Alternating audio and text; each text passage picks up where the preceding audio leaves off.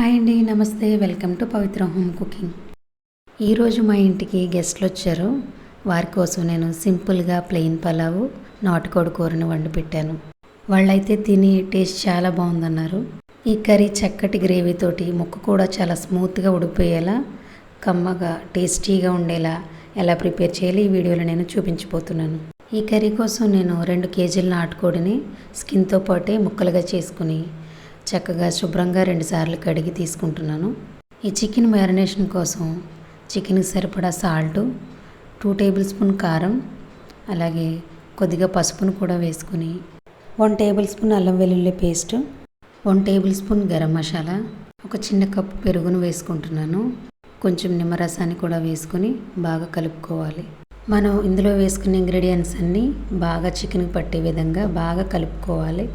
కలుపుకొని 10 నిమిషాల పాటు ఫ్రిడ్జ్లో పెట్టుకోవాలి. ఇలా ఫ్రిడ్జ్లో పెట్టుకోవడం వల్ల ముక్క చాలా స్మూత్గా ఉడుకుతుంది. 10 నిమిషాల తర్వాత ఫ్రిడ్జ్లో నుంచి తీసి కుక్కర్లో వేసుకొని మూత పెట్టి మంటని హై ఫ్లేమ్లో పెట్టుకుని 10 విజిల్స్ వచ్చే వరకు ఉడికించుకోవాలి. 10 విజిల్స్ తర్వాత చూస్తే చికెన్ బాగా ఉడికింది. అలాగే ఇంకా కొంచెం వాటర్ కూడా మిగిలింది. కర్రీ గ్రేవీ కోసం నేను మిక్సీ జార్లో 2 టమాటా ముక్కలను, అలాగే కొద్దిగా జీడిపప్పును ఇలా మెత్తని పేస్ట్లా ప్రిపేర్ చేసుకుని పక్కన పెట్టుకుంటున్నాను.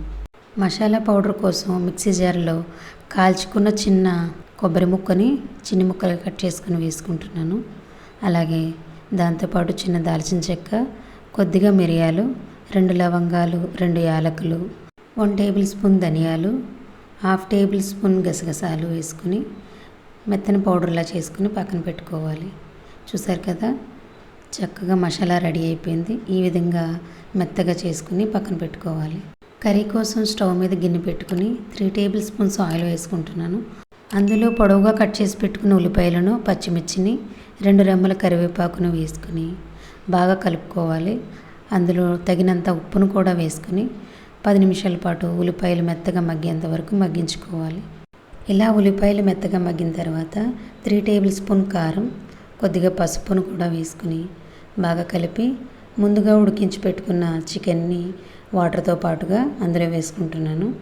అంతా కూడా బాగా కలిసేలా కలుపుకొని ఇందులో ఉన్న వాటర్ ఎగిరిపోయేంత వరకు మూత పెట్టుకుని 10 నిమిషాల పాటు ఉడికించుకోవాలి. ఇలా ఉడికిన తర్వాత ముందుగా రెడీ పెట్టుకున్న టమాటో కాజు పేస్ట్ని కూడా వేసుకుని బాగా కలుపుకోవాలి. ఇలా కర్రీ దగ్గరికి వచ్చిన తర్వాత గ్రైండ్ చేసి పెట్టుకున్న మసాలా పొడిని కూడా వేసుకుని బాగా కలుపుకోవాలి. మనం వేసుకున్న మసాలా పొడి మొత్తం చికెన్కి బాగా పట్టేలాగా బాగా కలుపుకొని ఆయిల్ తేలేంత వరకు మూత పెట్టుకుని ఉడికించుకోవాలి. ఈ విధంగా దగ్గరికి వచ్చాక చివరిగా తరిగిన కొత్తిమీరను కూడా వేసుకుంటే అంతేనండి, కర్రీ రెడీ అయిపోయింది. చూసారు కదా, ఎంతో సింపుల్గా చేసుకునే ప్లెయిన్ పలావ్ నాటుకోడి కర్రీ రెడీ అయిపోయింది. ఈసారి ఇలా ట్రై చేయండి, టేస్ట్ చాలా బాగుంటుంది. ఈ వీడియో కనుక మీకు నచ్చినట్లయితే లైక్ చేయండి. మరిన్ని వీడియోస్ కోసం మా ఛానల్ని సబ్స్క్రైబ్ చేయండి.